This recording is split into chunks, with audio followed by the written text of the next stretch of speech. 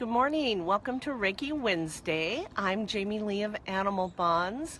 I want to thank you if you're up bright and early watching this live with me, and if you're watching the recorded version, please feel free to share, to like, to leave comments, ask questions. I'll look this over before next week and try to answer any questions that you might have. So recently I read a great book. It's called The Hidden Life of Trees. And I know it's backwards, but it was really fascinating because it talks about trees as a community, how they communicate, how they're interconnected. And that's one of the things about Reiki. Reiki really, all that means is Reiki is spiritual energy.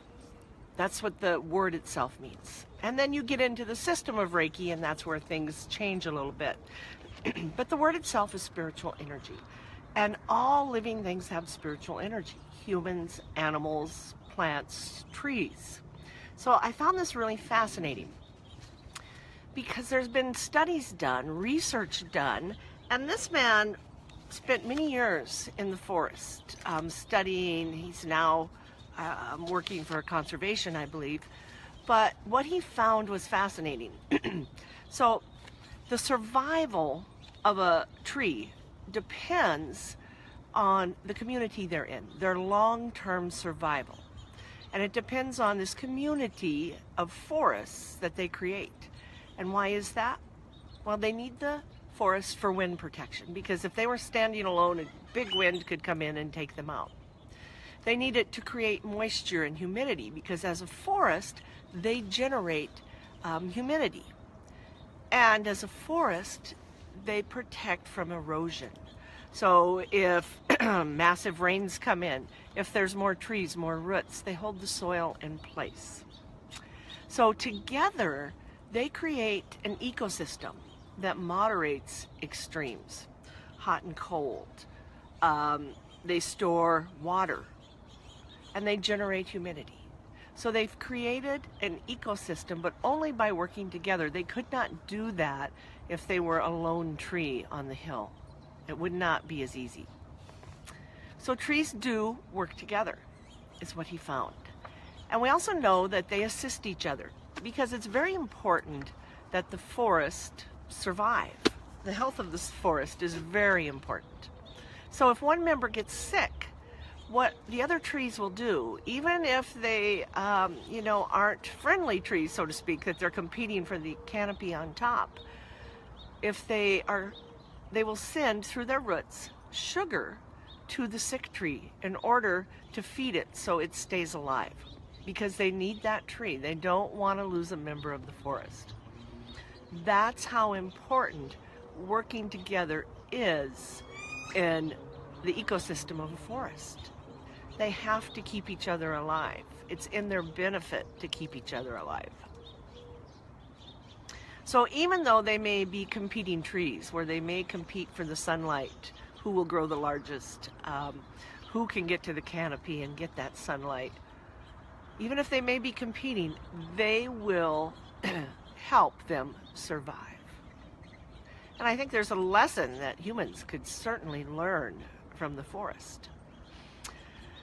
So what's been found through research is that trees communicate via scent, which, if you're familiar with essential oils, you can understand that they have oils and scent and pheromones in them. They communicate visually, and they communicate with electronic signals. And that's what's fascinating. There was a doctor that studied at the University of Western Australia and was doing research. And what was discovered is that the roots of the trees would crackle. We could not hear it, but they crackled at a frequency of 220 hertz. They were actually able to measure that. Then what they did is they planted seedlings, and they exposed their roots to 220 hertz. And what they found is the roots would grow towards the 220 hertz. It seems unbelievable maybe, but it's really true. The trees are communicating not as you and I do. Very much like the animals, they don't communicate like you and I do. but they have a whole system of communication. The animals do, and so does the plant life on this planet. So there was a documented case, it was over in Africa, and giraffes were eating on these umbrella thorn trees that grow over there. And so what happened is, it took a while because trees move much slower, but as the giraffes were munching on the trees, like if they were munching on this one right here, in about 5 minutes, the tree knew immediately that it was under attack. And so what it did is it began to send toxic substance up through the roots and the channels of the tree and into the leaves. And that took about 5 or 10 minutes. And once those toxic substances reached their way to the leaves, the giraffes stopped eating. And here's the amazing part. They just didn't go, if they were on this tree, they just didn't go like to this tree behind me, because this tree behind me had already been alerted. And they do that through pheromones, through scent, and it can travel in the current of the air. So what happened is the giraffes have to move far enough away, like 200 feet, that the trees haven't gotten the message yet, or they have to move upwind, so that they haven't been able to send the message. Because as soon as this tree, beside me here, would have been under attack, it immediately sent the message to the trees around it. And I think that's just fascinating, absolutely fascinating. So Korean scientists have also done some studies about why trees are good for us. And they tracked some elderly women, and they had them walk in the forest, and then they had them walk in an urban area. And what they found is walking in a forest is really good for us. The blood pressure went down. Blood flow was better. Their lung capacity was better. And a lot of that is because of the pheromones, the essential oils that are released into the air by the trees, by the plants. They're good for us. The connection, the humidity that they create, this ecosystem that they create. When they tracked the same elderly women walking in an urban area, none of those benefits were there. So I think it's important for us as humans. We get so detached. We're so busy. We have so many things that are taking us away, drawing our attention, the technology, all the different things. And there's been this idea somewhere along the line, I don't know when it happened, but we had this great forgetting. We forgot that we are just a part of this planet, that the animals, the trees, all have lessons for us, all have benefits for us. And we thought that we were the masters and we controlled everything, and what we did really didn't matter as long as it benefited us.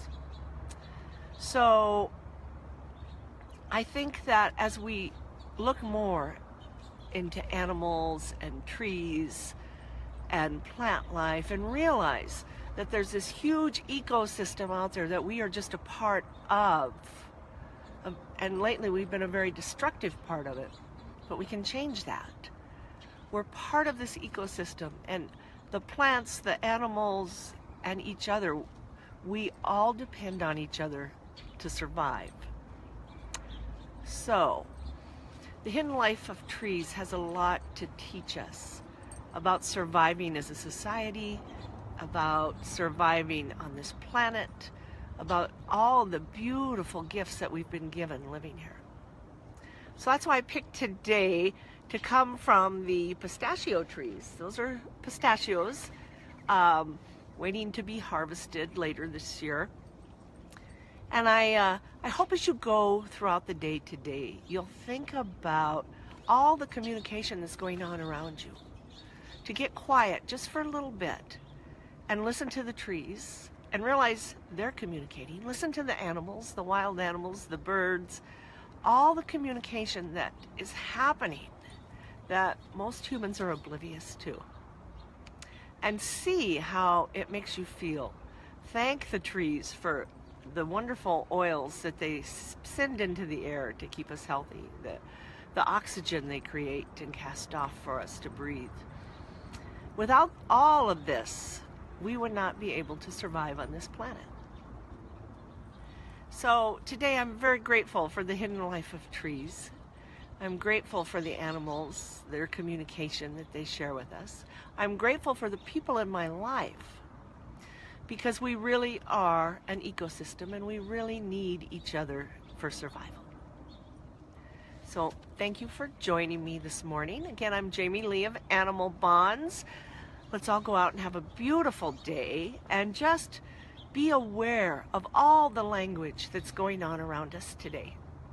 Thank you for watching. Feel free to share. Again, if you have questions, put them down below. Namaste.